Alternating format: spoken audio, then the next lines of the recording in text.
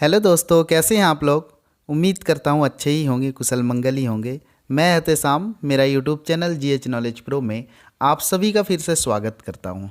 तो आज हम जिस विषय के प्रश्न उत्तर को आलोचना करने जा रहे हैं उस विषय का नाम है देश प्रेमी सन्यासी। आप लोग पढ़े होंगे या फिर पढ़ने वाले ही होंगे, ठीक है। देश प्रेमी सन्यासी, इसे पढ़ लेना।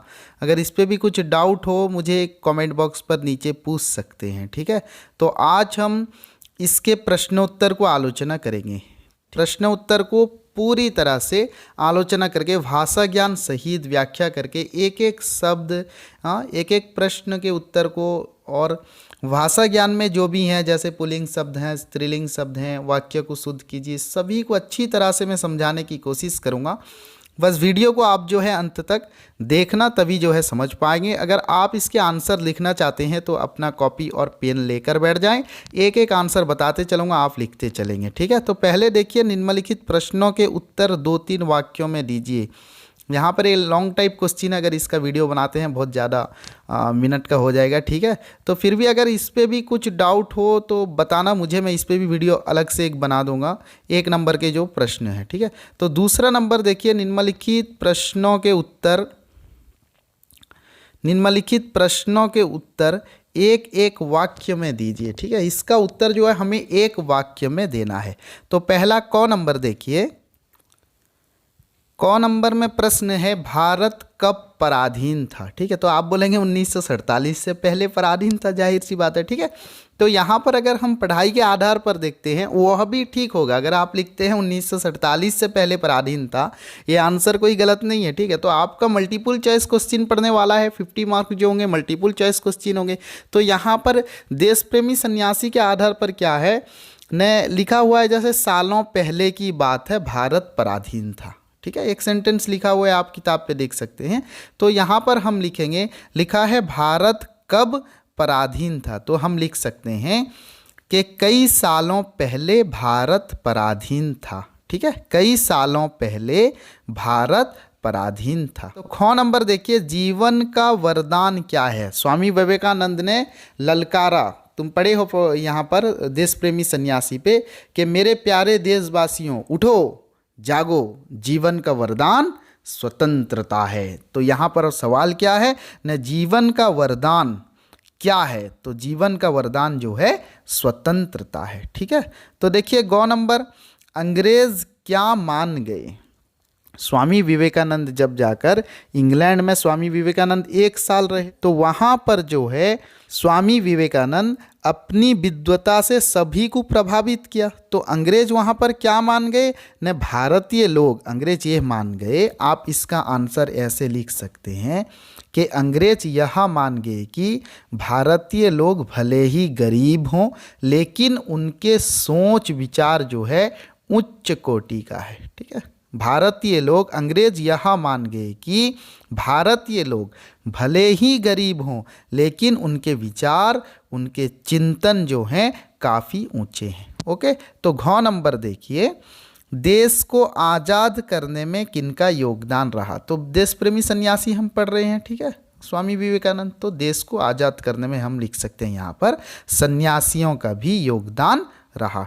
तो नेक्स्ट देखते हैं, कौन रामकृष्ण परमहंस के उपयुक्त शिष्य थे। तो इस विषय में हम पढ़े हैं कि स्वामी विवेकानंद, यहाँ पर कौन के जगह लिख देना स्वामी विवेकानंद। स्वामी विवेकानंद रामकृष्ण परमहंस के उपयुक्त शिष्य थे।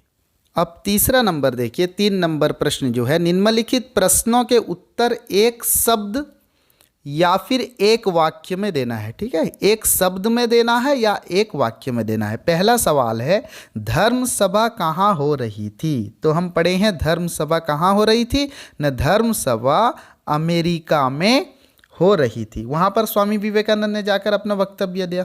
दूसरा सवाल, देश प्रेमी सन्यासी कौन थे। देश प्रेमी सन्यासी स्वामी विवेकानंद थे।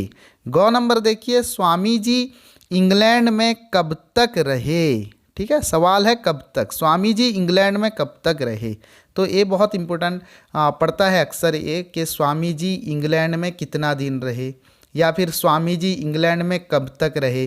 तो इसका आंसर होगा कि स्वामी जी इंग्लैंड में 1 साल रहे। स्वामी जी के अनुसार हमारा भरण पोषण कौन करता है? तो यहाँ पर हम पढ़े हैं कि यहाँ पर सवाल पूछा गया है कि स्वामी जी के अनुसार हमारा भरण पोषण कौन करता है। तो यहाँ पर हम लिख सकते हैं, इसका आंसर लिख सकते हैं कि स्वामी जी के अनुसार भारत के देवता हमारा भरण पोषण करते हैं। 9 नंबर देखिए, स्वामी जी के गुरु कौन थे? रामकृष्ण परमहंस। रामकृष्ण परमहंस स्वामी जी के गुरु थे। ठीक है। 4 नंबर देखिए, सालों पहले भारत में किसका शासन चलता था? तो अंग्रेजों का शासन चलता था, हम लिख सकते हैं। 6 नंबर, स्वामी जी बुढ़ापे का वैकुंठ किसे मानते हैं? स्वामी जी ने कहा कि भारत मेरे बचपन का हिंडोला है। सवाल आ सकते हैं, ऐसे क्वेश्चन आएगा कि स्वामी जी भारत को बचपन का क्या कहा? तो आप लिखना हिंडोला है। यौवन का क्या कहा? आनंद। और बुढ़ापे का वैकुंठ। तो स्वामी जी बुढ़ापे का वैकुंठ किसे मानते थे? भारत को। तीनों क्वेश्चन जो है ऐसे आ सकता है, 3 क्वेश्चन कि स्वामी जी भारत को बचपन का क्या कहा? हिंडोला। यौवन का क्या कहा भारत को? आनंद। बुढ़ापे का भारत को क्या कहा? वैकुंठ। ठीक है। तो 9 नंबर देखिए, स्वामी जी के बचपन का हिंडोला कौन था? ठीक है, वही क्वेश्चन आ गया। तो स्वामी जी का बचपन का हिंडोला जो है भारत है। स्वामी जी का बुढ़ापे का वैकुंठ जो है भारत है। स्वामी जी के यौवन का आनंद जो है भारत है। नेक्स्ट क्वेश्चन देखिए 6 नंबर, प्रत्येक भारतीय स्वामी जी के लिए क्या है? तो स्वामी जी बोलते थे कि हर भारतीय जो है मेरा भाई है। ठीक है। तो प्रत्येक भारतीय स्वामी जी के लिए भाई है। स्वामी जी ने किससे जीवन का वरदान कहा? आप पढ़े हैं कि उठो जागो, स्वामी जी ने ललकारा कि उठो जागो, जीवन का वरदान स्वतंत्रता है। तो स्वामी जी ने किसे जीवन का वरदान कहा? स्वतंत्रता को। ठीक है, स्वामी जी ने स्वतंत्रता को जीवन का वरदान कहा। तो नेक्स्ट देखते हैं भाषा ज्ञान। तो हमें यह लिखना है कि ये शब्द जो है, कौन सा शब्द पुल्लिंग शब्द है, कौन सा शब्द स्त्रीलिंग शब्द है। ठीक है, मैं बता दे रहा हूँ, आप लोग याद रखना। वाणी ये जो है स्त्रीलिंग शब्द है। ठीक है, दीर्घईकारांत अक्षर शब्द जो होते हैं स्त्रीलिंग शब्द होते हैं।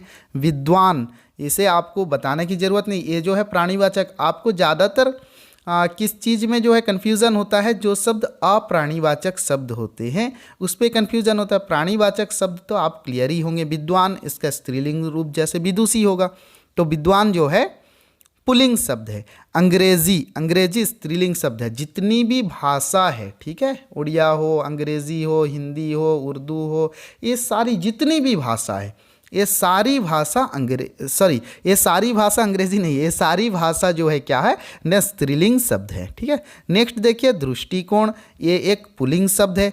आज़ादी ये स्त्रीलिंग शब्द है। दीर्घईकारांत उर्दू के शब्द आप लोग पढ़े होंगे पहले कि दीर्घईकारांत दीर्घईकारांत जो उर्दू के शब्द हैं वो स्त्रीलिंग शब्द हैं। जैसे आज़ादी दीर्घईकारांत उर्दू के शब्द, ये जो है स्त्रीलिंग शब्द है। गरीबी दीर्घईकारांत उर्दू के शब्द, ये जो है स्त्रीलिंग शब्द है। ठीक है। नेक्स्ट देखिए देश जो है पुल्लिंग शब्द है। दुनिया में जितने देश हैं, जितने पहाड़ हैं, जितने समंदर हैं, ये शब्द जो है पुल्लिंग शब्द है। याद रखना, जितना देश का नाम है पुल्लिंग शब्द, जितना समंदर का नाम है पुल्लिंग शब्द, जितने पहाड़ का नाम है ये पुल्लिंग शब्द।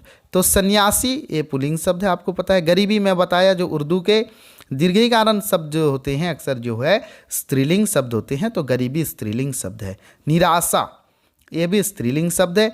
आनंद पुल्लिंग शब्द है। और बुढ़ापा आपको पता है ये जो है पुल्लिंग शब्द है। ओके। नेक्स्ट देखिए 2 नंबर,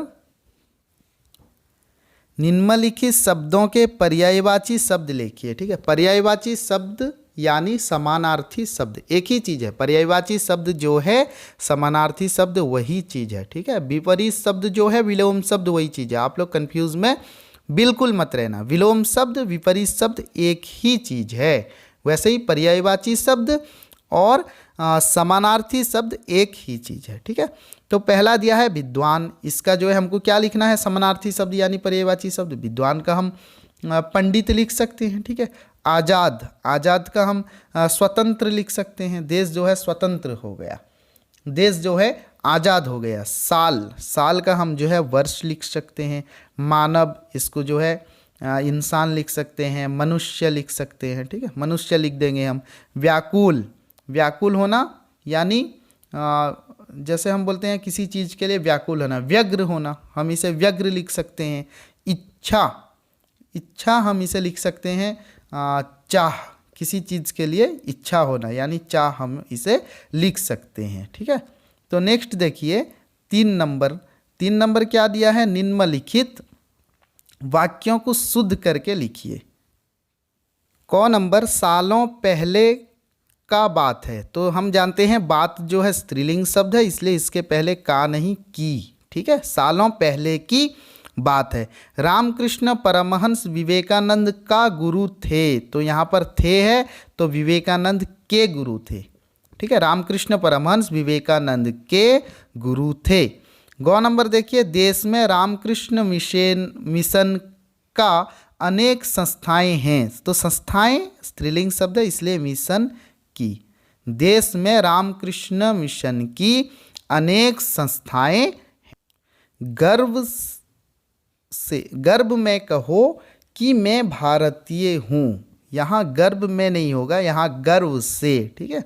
गर्व से कहो कि मैं, कि यहाँ पर देखिए कि ये हर्षईकारांत होंगे। एक चीज़ याद रखना, आपको अगर हर्षईकारांत क में हर्षईकार और कौर में दीर्घईकार में कन्फ्यूज़न है, आप इसको उड़िया में ट्रांसलेट कीजिए। कोई भी वाक्य दिया है उसको उड़िया में पहले ट्रांसलेट करना है। तो क में हर्षई, क में हर्षई का उड़िया में मीनिंग जो है वो क में हर्षई आएगा या फिर जे, उड़िया रे कहवा जे, मु कहली जे, ठीक अच्छे। तो ए कौन हम ना करे हर्षईकार देथिबो तो एठी हम जे बाकी। जदि सेठी करे दीर्घईकार अच्छी, यार ओडिया रे मीनिंग हम र। जैसे हम बोलेंगे राम की बहन, राम र भौणी, ओके।